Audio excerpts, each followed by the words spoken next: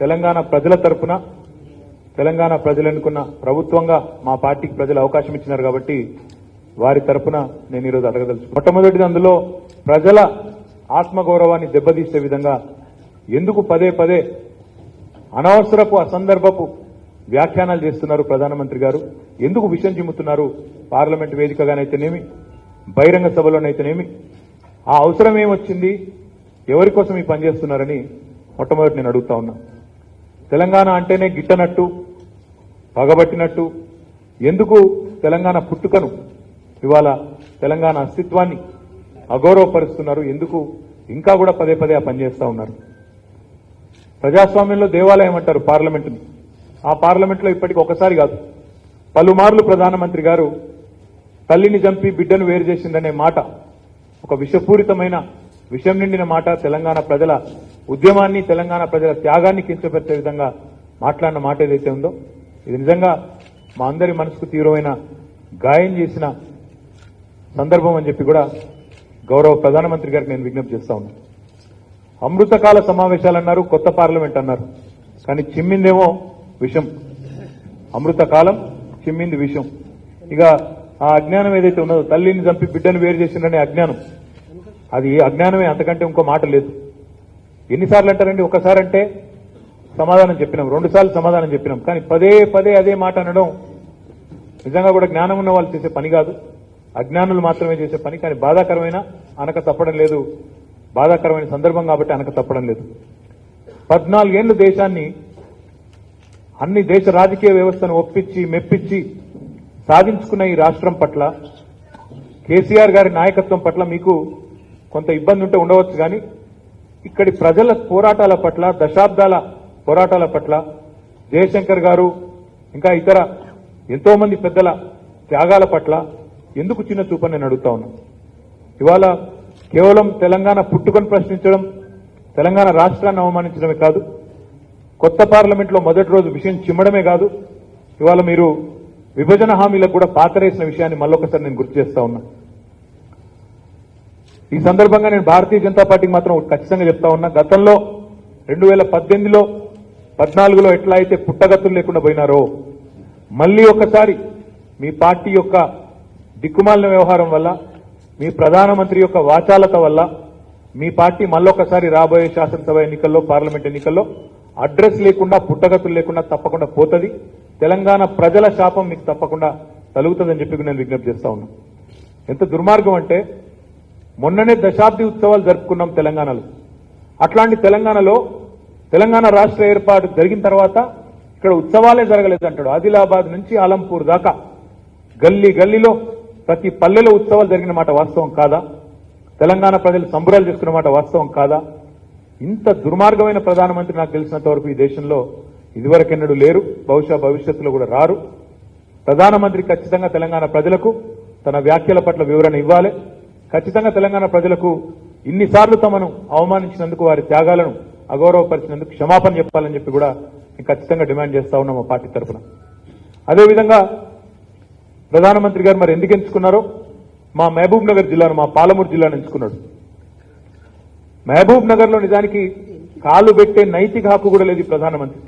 ఎందుకంటే మీకు తెలుసు, మహబూబ్ నగర్ జిల్లా అంటేనే వలసల జిల్లా.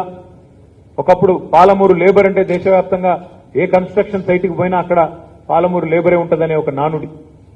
అట్లాంటి మహబూబ్ నగర్ జిల్లా, భారతదేశంలోనే అత్యంత వెనుకబడ్డ జిల్లాలో ఒకటైన మహబూబ్ నగర్ జిల్లా ఏం చేసిండ్రు మీరు? మహబూబ్ నగర్ జిల్లాకి 2014 జూన్ 2 నాడు తెలంగాణ వస్తే, జూలై 14 నాడు మా ముఖ్యమంత్రి గారు కేసీఆర్ గారు, మా గౌరవ ముఖ్యమంత్రి గారు స్వయంగా ఒక లేఖ తీసుకొని మీ దగ్గరకు వచ్చినారు. అయ్యా, తెలంగాణ ఉద్యమానికి, తెలంగాణ రాష్ట్ర ఏర్పాటుకు ప్రధాన ప్రాతిపదికనే నీళ్లలో జరిగిన అన్యాయం. మా వెనుకబడ్డ మహబూబ్ నగర్ జిల్లా, మా వెనుకబడ్డ తెలంగాణకు నీళ్లలో న్యాయం చేయాలి అంటే గోదావరి, కృష్ణా జిల్లాల్లో మా వాటా తేల్చాలే. రాష్ట్రం వేరుపడ్డ తర్వాత వెంటనే మీరు ట్రిబ్యునల్ కు రెఫర్ చేస్తే చాలు, మాకు మా న్యాయబద్దమైన వాటా దక్కుతుందని చెప్పి జూలై 14, 2014 అంటే సరిగ్గా దాదాపు 10 సంవత్సరాలు, మరి 9.5 ఏళ్లు కింద మా ముఖ్యమంత్రి గారు పదవీ బాధ్యతలు చేపట్టిన నెల రోజుల తర్వాత మీ ముందు వచ్చినారు. వచ్చి స్వయంగా మీకు చేతిలో దరఖాస్తు ఇచ్చినారు. ఇవ్వడమే కాకుండా ఇంకో మాట కూడా కోరినారు. మేము ఈ ప్రాజెక్టు కట్టుకుంటాం, పాలమూరు రంగారెడ్డి ఎత్తిపోతల పథకం కట్టుకుంటాం, సహకరించండి, మాకు జాతీయ హోదా ఇవ్వండి. పాలమూరు రంగారెడ్డికి ఇచ్చినా పర్వాలేదు జాతీయ హోదా, లేదా కాళేశ్వరం ప్రాజెక్టుకి ఇచ్చినా పర్వాలేదు. ఈ రెండు ప్రాజెక్టుల్లో మేజర్ ప్రాజెక్టులు, ఒకటి గోదావరి మీద, ఇంకోటి కృష్ణ మీద, రెండింట్లో ఏ ఒక్కదానికైనా జాతీయ హోదా ఇవ్వండి అని గౌరవ ప్రధానమంత్రి గారిని, కేంద్ర ప్రభుత్వాన్ని మేము ఎన్నోసార్లు అడిగినాం. కానీ బాధాకరం ఏమంటే కరువులు, కన్నీళ్లు, వలసలతో కోసపడ్డ మహబూబ్ నగర్, పాలమూరు ఇప్పుడిప్పుడే పచ్చబడుతుంటే ప్రధానమంత్రికి ఆయన పార్టీకి కన్నుగుట్టినట్టయింది, పగబట్టింది. ఒకవైపు కృష్ణా జిల్లాల్లో వాటా తేల్చకపోగా మరొక వైపు జాతీయ హోదా ఇక్కడేమో ఇవ్వరు, పక్కనేమో కర్ణాటకలో అప్పర్ భద్రకు, కెన్ బెత్వాకు, ఆంధ్రప్రదేశ్లో పోలవరానికి జాతీయ హోదా ఇచ్చి పాలమూరును మాత్రం పక్కన పెట్టినారు. నేను డిమాండ్ చేస్తా ఉన్నా ప్రధానమంత్రిని, పాలమూరు గడ్డ మీద కాలు పెట్టేటప్పుడు పాలమూరు ప్రజలకు స్పష్టత ఇవ్వండి. 811 టీఎంసీల కృష్ణా జలాల వాటా ఏదైతే ఉమ్మడి ఆంధ్రప్రదేశ్కు ఉండేనో అందులో 500 టీఎంసీలు కావాలన్న మా డిమాండ్ ఏదైతున్నదో దాన్ని గుర్తిస్తున్నారా, గుర్తిస్తలేరా, దానికి మీరు ఆమోదిస్తున్నారా, ఆమోదిస్తలేరా, స్పష్టంగా చెప్పాలి మహబూబ్ నగర్ గడ్డ మీద అని చెప్పి ప్రధానమంత్రి గారిని నేను భారత రాష్ట్ర సమితి తరఫున డిమాండ్ చేస్తా ఉన్నాం. జాతీయ ప్రాజెక్టు హోదా అంటే గడ్కరీ గారేమో ఇప్పట్లో ఇవ్వడం లేదు ఇంకెవరికి అంటారు. కానీ ఒక్కొక్క రాష్ట్రానికి ఒక్కొక్క నీతి మీద, ఒక్కో రాష్ట్రానికి ఒక్కో విధానం ఉన్న బీజేపీ జాతీయ పార్టీయా కాదా ఆ విషయం కూడా చెప్పాలి. నన్ను అడిగితే మీరు జాతీయ పార్టీ కానే కాదు, తెలంగాణ జాతిని దగా చేసిన పార్టీ, తెలంగాణ జాతికి ద్రోహం చేసిన దగుల్బాజీ పార్టీ బీజేపీ అనే మాట ఈ సందర్భంగా నేను విజ్ఞప్తి చేస్తా ఉన్నా. 2014లో ఎన్నికల బహిరంగ సభల్లో కూడా సుష్మా స్వరాజ్ వంటి నాయకురాళ్లు, నారాయణపేటలో అమిత్ షా లాంటి నాయకులు వాళ్ళు వచ్చి అక్కడ మాటిచ్చినారు బహిరంగ సభల్లో, పాలమూరు రంగారెడ్డి ఎత్తిపోతల పథకానికి జాతీయ హోదా ఇస్తామని చెప్పి. ఇవ్వకపోగా పాలమూరు రంగారెడ్డి ఎత్తిపోతల పథకం అనుమతుల విషయంలో ఇబ్బందులు పెడుతూ, పర్యావరణ అనుమతులు గాని ఇతర సాంకేతికపరమైన అనుమతులు గాని ఇబ్బందులు పెడుతూ, ఆలస్యం చేస్తూ, జాప్యం చేసింది వాస్తవం కాదా? ప్రాజెక్టు డిపిఆర్ ఆమోదించకుండా అడ్డగోలుగా కొరీలు పెడుతూ ఇష్టానుసారంగా ఇబ్బంది పెట్టిన మాట వాస్తవం కాదా? దీనికి బాధ్యులు మీరు కాదా? కృష్ణా జలాల్లో 9.5 ఏళ్ల తర్వాత కూడా ఒక్క ఉత్తరం రాయడానికి మీకు ఎందుకు రావడం లేదు, మీ చేతులు ఎందుకు రావడం లేదు? కేవలం సెక్షన్ 3 కింద ట్రైబ్యునల్ కు రెఫర్ చేయడానికి కూడా ప్రధానమంత్రి గారికి తీరిక లేదా? కేంద్ర ప్రభుత్వానికి మనసు రావడం లేదా? ఈ నికృష్ట రాజకీయం ఎందుకు కృష్ణా జలాల మీద నేను అడుగుతా ఉన్నా. ఒక్క మాట ఒక్క సంతకం పెట్టే తీరిక కూడా లేదా ప్రధానమంత్రి గారికి? కృష్ణా జలాల మీద, తెలంగాణకు రావాల్సిన న్యాయమైన వాటా మీద చెప్పే తీరిక గాని, ఓపిక గాని, ప్రేమ గాని లేదా అని నేను అడుగుతా ఉన్నా. మేము రాష్ట్రం వచ్చిన 40 రోజులకే మా ముఖ్యమంత్రి గారు వచ్చి మీ దగ్గర లెటర్ ఇచ్చిండ్రే, మీరు స్పందించకపోతే సంవత్సరం ఎదురు చూసినాం. 2014 జూలై 14 నాడు మీకు లెటర్ ఇచ్చినాం, సార్ మాకు న్యాయం చేయండి అని. సంవత్సరం ఎదురు చూసినాం ప్రధానమంత్రి గారు స్పందిస్తారేమోనండి.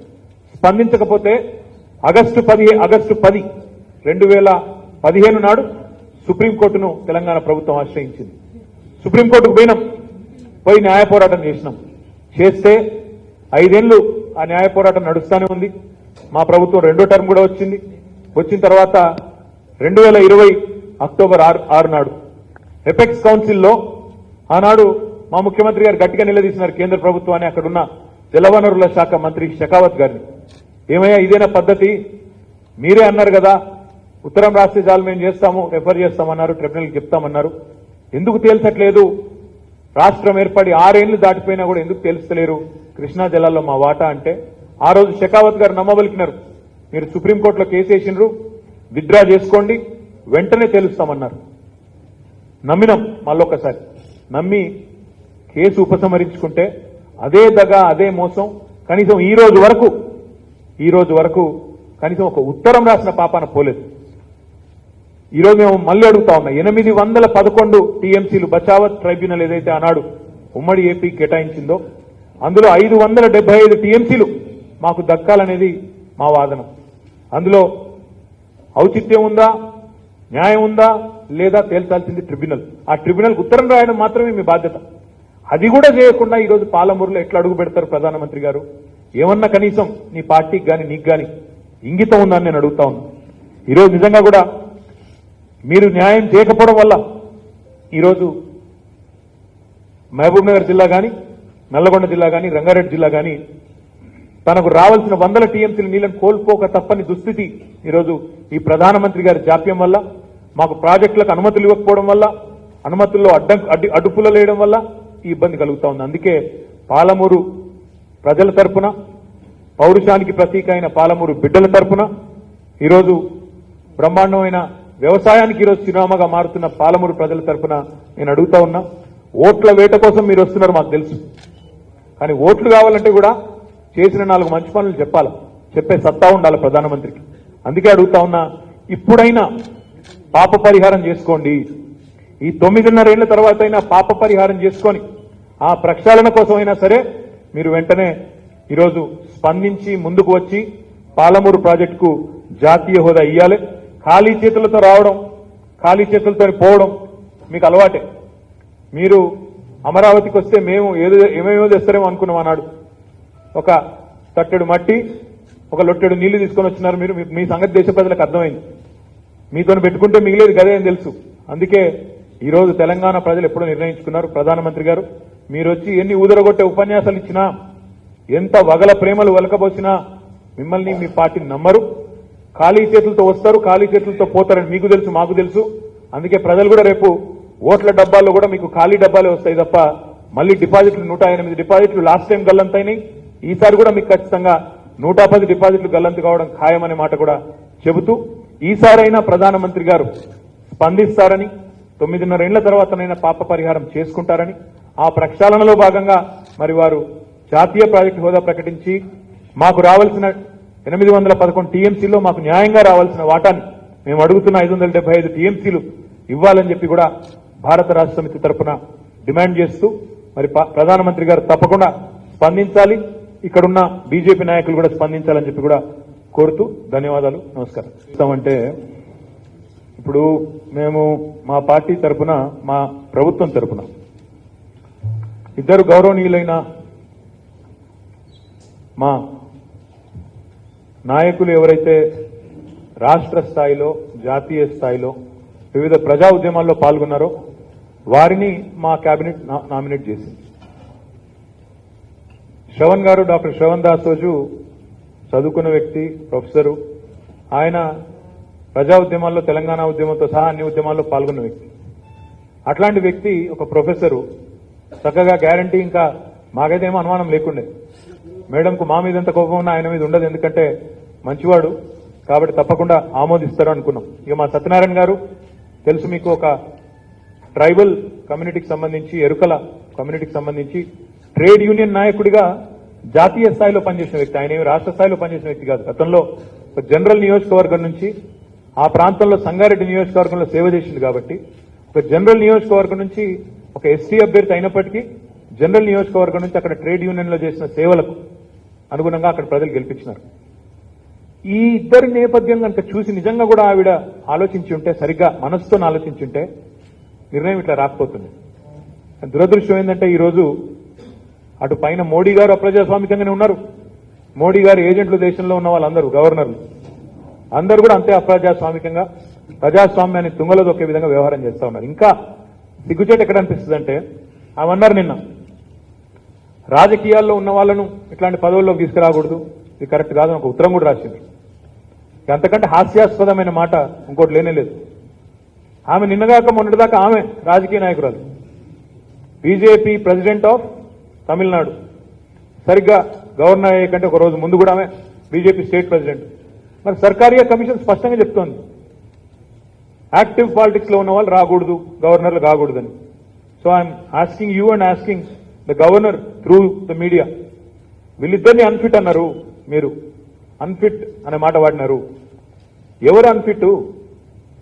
మీరా, మీ మోడీయా? సర్కారియా కమిషన్ తుంగలో దొక్కిన మోడీ అన్ఫిటా? లేకపోతే నిన్నటిదాకా మీకు వర్తించ న్యాయం ఇవాళ వాళ్లకు వర్తించాలంటున్న మీరు అన్ఫిటా? తప్పకుండా ప్రజాక్షేత్రంలో తేల్చుకుంటాము, ప్రజలకే చెప్తాం. ఇద్దరు బలహీన వర్గాల బిడ్డలను, బలమైన గొంతు కలిగిన బిడ్డలను శాసన మండలికి తీసుకొని వస్తామంటే మీకేమి బాధ? The right of the government.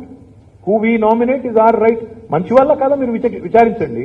అవును, వాళ్ళకి రాజకీయ పార్టీతో సంబంధం ఉంది, తప్పేముంది? మీకు లేదా? గవర్నర్కి లేదా? ఈరోజు కూడా బీజేపీ పార్టీ నాయకురాల్లాగా పనిచేయడం లేదా ఆమె? నేను చెప్పేది తప్ప? అంటే మీకు వర్తించే న్యాయం ఇంకోరికి వర్తించాలని ఇది ఎక్కడ పద్ధతి? We strongly protest, we strongly condemn the attitude of this governor. ఇక్కడే కాదు, ఈరోజు మీరు దేశం అంతా చూడండి. తమిళనాడు గవర్నర్ ఏమో తమిళనాడు రాష్ట్రం పేరు మార్చేస్తాడు. తమిళనాడు గవర్నరు తమిళనాడు రాష్ట్రం పేరే మార్చేస్తాడు. ఇంకో గవర్నర్ గారు ముఖ్యమంత్రి గారికి సంబంధం లేకుండా వారి నిర్ణయాలు వారికి తీసుకుంటారు. మరి డెమోక్రసీలో డెమోక్రాటికలీ ఎలక్టెడ్ గవర్నమెంట్స్ కి రోల్ లేకపోతే, మాకు పాత్ర డిసిషన్స్ మావి కాకపోతే, వీళ్ళదే మోడీ గారి ఏజెంట్లదే అయితే ఇదెక్కడి వ్యవస్థ? నేను ఇంకోటి కూడా అడుగుతా ఉన్నా ఈ సందర్భంగా. మోడీ గారు అన్నారు మొన్న 75 ఏళ్లు నిండిన సందర్భంగా ఆజాదీ కా అమృత్ మహోత్సవ్లో ఏమన్నాడు? రాజ్ పథ్ పేరు తీసేసి కర్తవ్య పథ్ చేస్తున్నా, ఎందుకంటే కలోనియల్ వాసన వస్తుంది ఇక్కడికి వెళ్ళన్నాడు. మరి గవర్నర్ పోస్ట్ కూడా కలోనియల్ పోస్టే కదా. వైస్రాయి గవర్నర్ ఇవి అవసరమా ఈ దేశంలో? డెఫినెట్ గా ఆలోచించాలి. భారత ప్రజాస్వామ్య వ్యవస్థలో భారత ప్రజలు ఆలోచించాలి, పార్టీలు ఆలోచించాలి.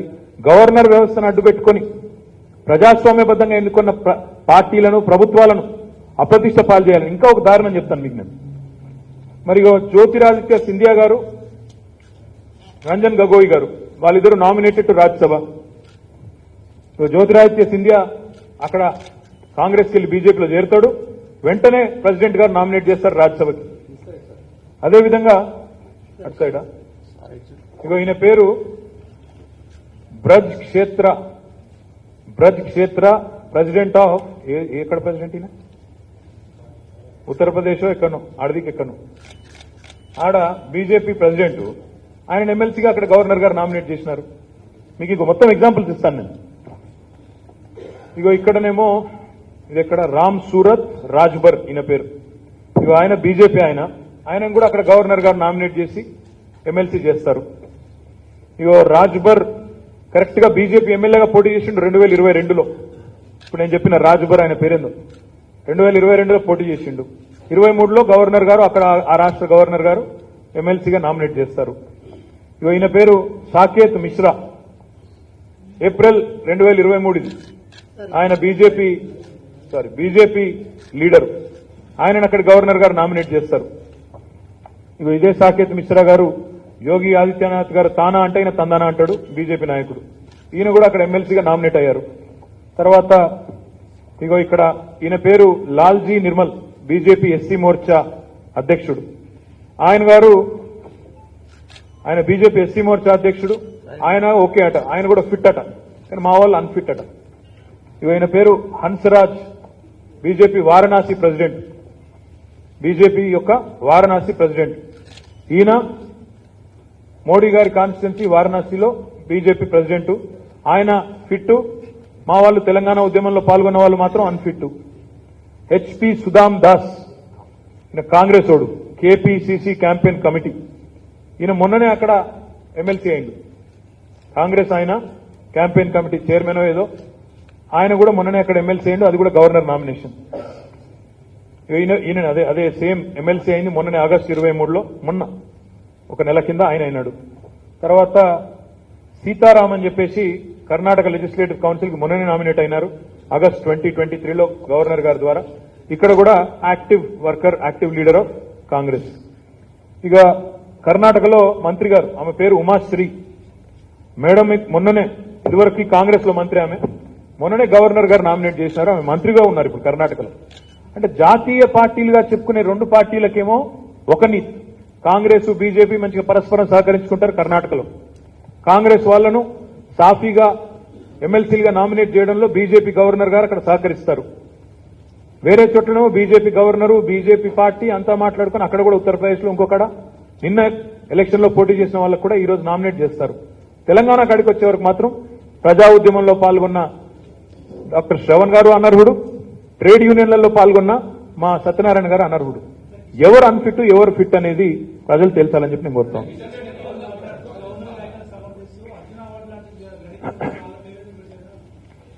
కిషన్ రెడ్డిని అడిగితే రేపు అంబర్పేటలో ఎవరు పెడతారో మేము కూడా చూస్తాం. అంబర్పేటలో అంబర్పేటలో కాదు అర్జున అవార్డులకు రైతులనే ఇవ్వాలి ఇంకోళ్ళనే ఇవ్వాలంటే మరి మీరెందుకు ఇచ్చారో చెప్తారా? మరి మీ పార్టీ నాయకులకు ఉత్తరప్రదేశ్ ఎందుకు ఇచ్చిండ్రు, ఇంకో దగ్గర ఎందుకు ఇచ్చిండ్రు, లక్ష్మణ్ గారిని తీసుకుపోయి రాజ్యసభకు ఆడికెళ్ళి అట్లాంటి 100 క్వశ్చన్లు అడగొచ్చు మేము కూడా. ఒక్క మాట మాత్రం వాస్తవం, the most unfit leader, the most unfit central minister ఎవరైనా ఉన్నారో దేశంలో అంటే కిషన్ రెడ్డి. ఆయన సొంత కాన్స్టిట్యున్సీలో కేంద్ర ప్రభుత్వం కడుతున్న ఫ్లైఓవర్ ను కూడా పూర్తి చేయలేని అసమర్థుడు కిషన్ రెడ్డి. ఆయన గురించి మాట్లాడడం దండుగా. తెలంగాణ ఉద్యమంలో రాజీనామా చేయకుండా పారిపోయినాడు, ఆయన గురించి మాట్లాడడం ఇష్టం.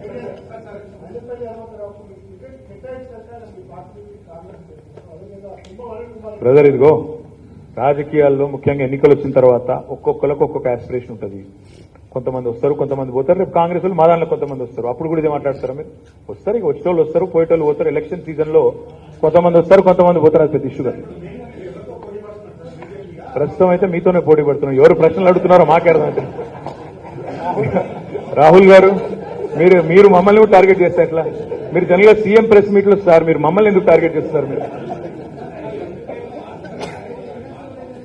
ఏమంటారు?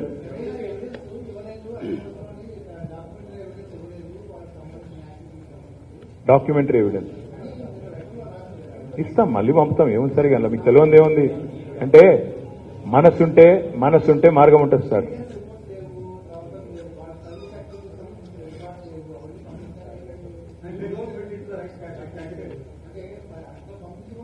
I'm saying she is not fit to be a governor, simple as that.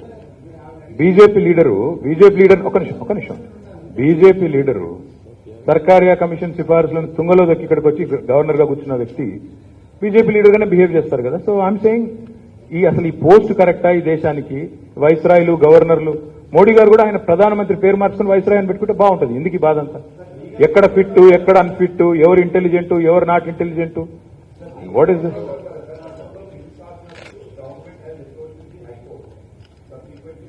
We'll explore all possible options, Vamshi Garu. We'll definitely explore all possible options.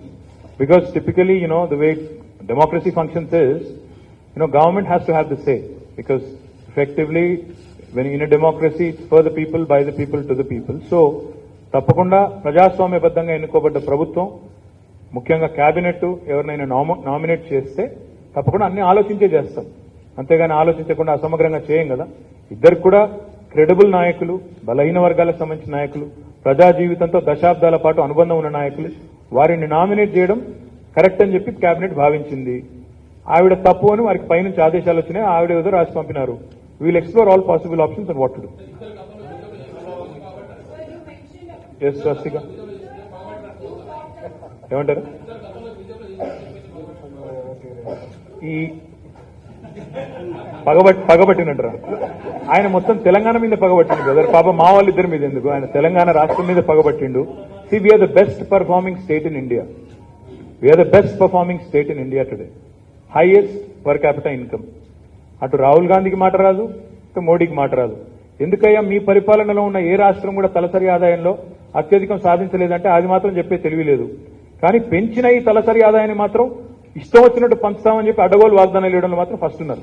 కాబట్టి ఇద్దరు పగబట్టిన, 2 జాతీయ పార్టీలు మా మీద పగబట్టినాయి. వాళ్ళిద్దరి సంగతి కూడా ప్రజాక్షేత్రంలో తెలుసుకుంటాం. ఒక నిమిషం చెప్పమ్మా. ఏక్ మినిట్.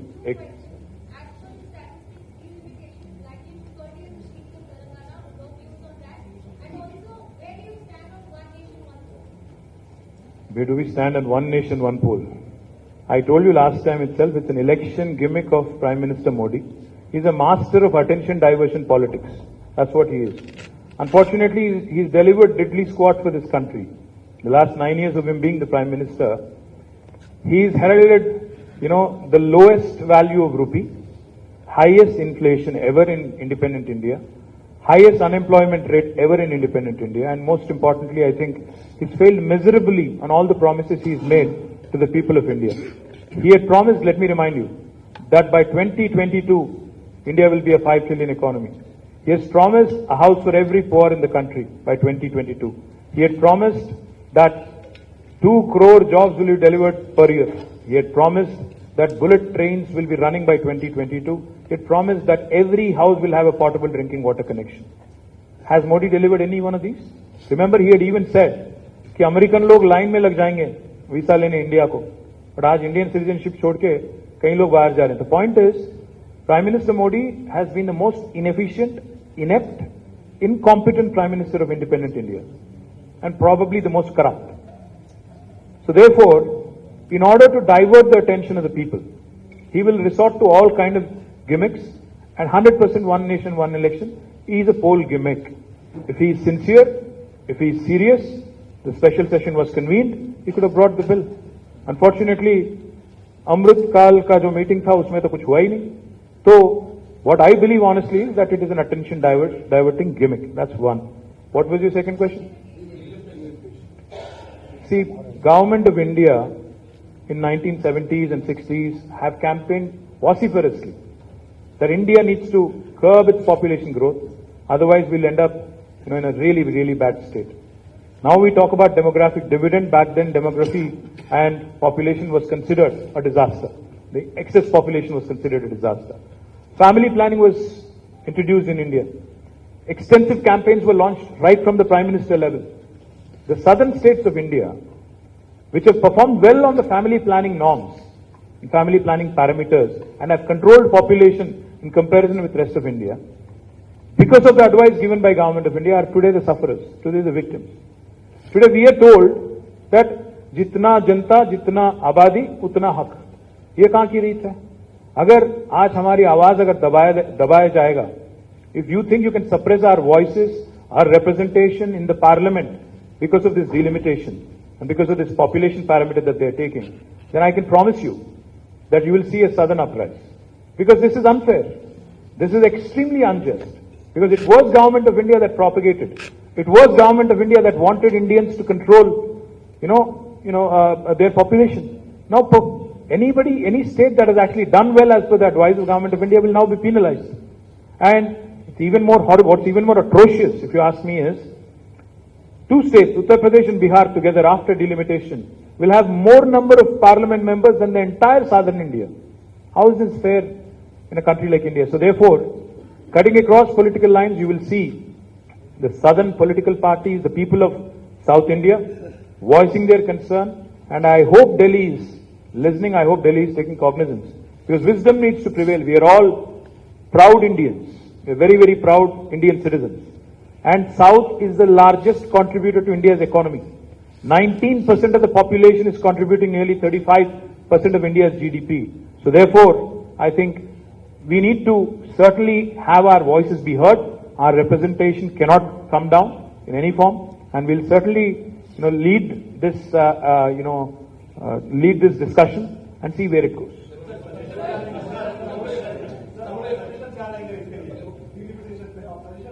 नहीं, जरूर देंगे कि यही बोलेंगे, सीधी सीधी बात. जिन्होंने परफॉर्म किया, जिन्होंने ठीक से काम किया भारत के हित में, उनको आप आज पनिश कर रहे हो, उनको आप पिनलाइज कर रहे हो. ये कहां की रीत है? ये तो सरासर नाइंसाफी है, ये सरासर अन्याय है हमारे साथ. So we'll certainly lead this discussion with other like-minded political parties, and we'll certainly convey these sentiments to Government of India as well. And I hope, like I said, I hope wisdom will prevail. I hope they will understand the concerns, and I hope they'll deal with it sensitively. This is a very sensitive topic. Even Hyderabad MP Asaduddin Owaisi had said it yesterday. The South is literally sitting on a powder keg, is what he said, on the issue of delimitation. So I hope Government of India is also watching and watching closely.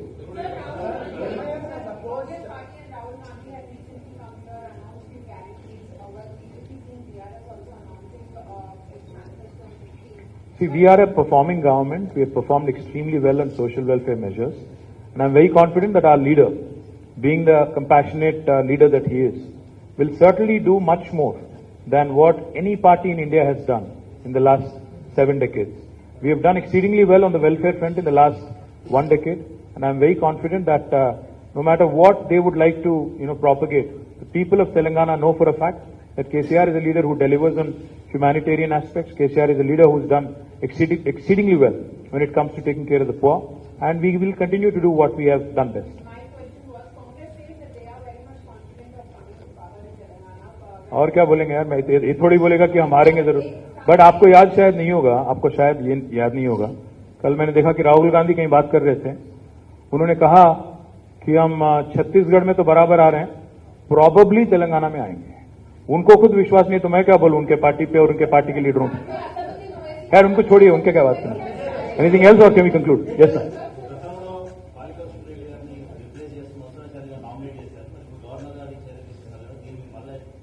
మా ప్రతిచర్య కూడా ఉంటుంది. ఆ ప్రతిచర్య ఏందనేది ప్రతి నిమిషం చెప్పలేం కదా, మేము ఆలోచించుకుని పార్టీగా ఆలోచించుకుని చెప్తాం. పంపుతాం బ్రదర్, తొందర ఎందుకు పడుతున్నావు? నీక గవర్నర్ గారికి ఏం తొందర, నీకెందుకు? ముఖ్యమంత్రి గారికి, గవర్నర్ గారికి. एक मिनट.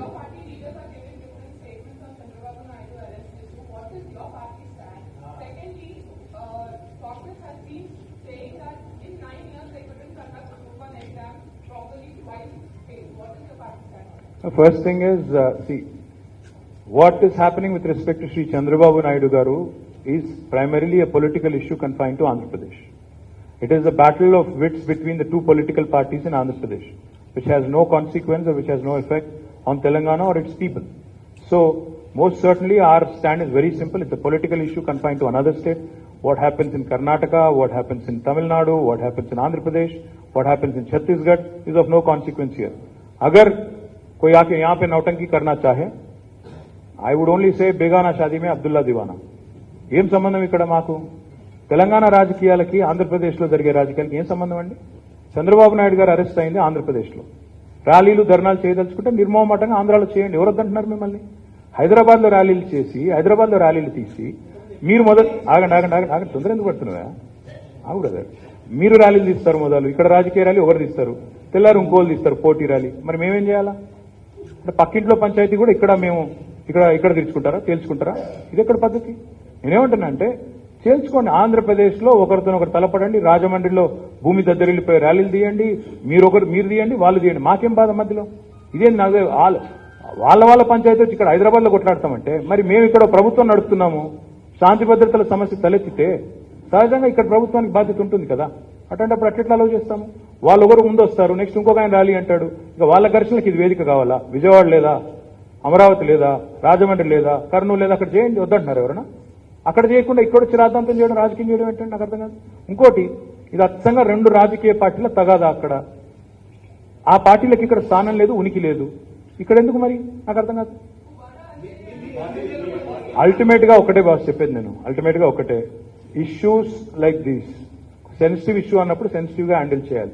ఇంకోటి, రన్నింగ్ కామెంటరీ చెప్పినట్టు రోజు కామెంటరీ చెప్పాల్సిన అవసరం లేదు. న్యాయ పోరాటం చేస్తున్నారు చంద్రబాబు నాయుడు గారు, న్యాయ పోరాటం చేస్తున్నారు. ఆయనకి ఏ న్యాయం జరుగుతుందో జరుగుతుంది. న్యాయస్థానంలో ఉంది మ్యాటర్.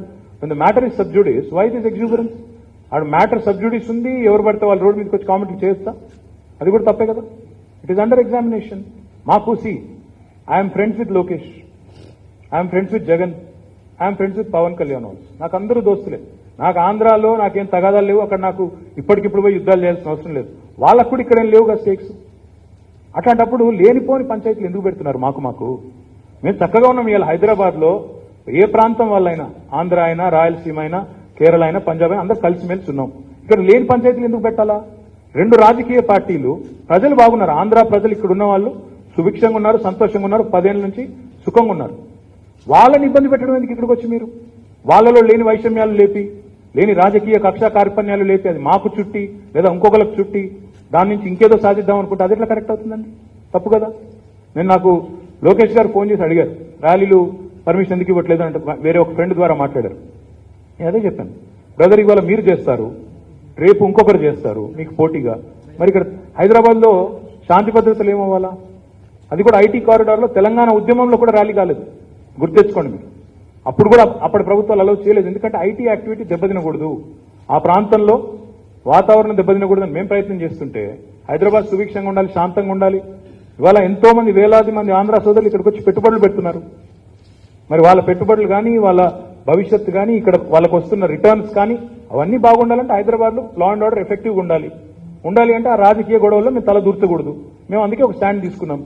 మాకు ఆ విషయంలో మా పార్టీగా ఎలాంటి ఆసక్తి లేదు. ఎవరైనా ఇండివిజువల్ గా మాట్లాడిండొచ్చు, కానీ పార్టీ స్టాండ్ కాదు. We believe that it's a political battle between two parties. And I'm saying this as a party working president. రెండు పార్టీల మధ్యన జరుగుతున్న రాజకీయ ఘర్షణ అది. ఆ ఘర్షణల్లో వాళ్ళు ఏమన్నా చేసుకుంటే ఇక్కడ అనవసరంగా గొడవలు అవుతాయి, హైదరాబాద్ లో ఉండే అందరికీ ఇబ్బంది అవుతుందని మేము అటు ఇటు ఎక్కడా కూడా మాట్లాడకుండా న్యూట్రల్ గా ఉంటున్నాము. దయచేసి అందరూ అర్థం చేసుకుని సహకరించాలని కోరుతున్నాను. Thank you.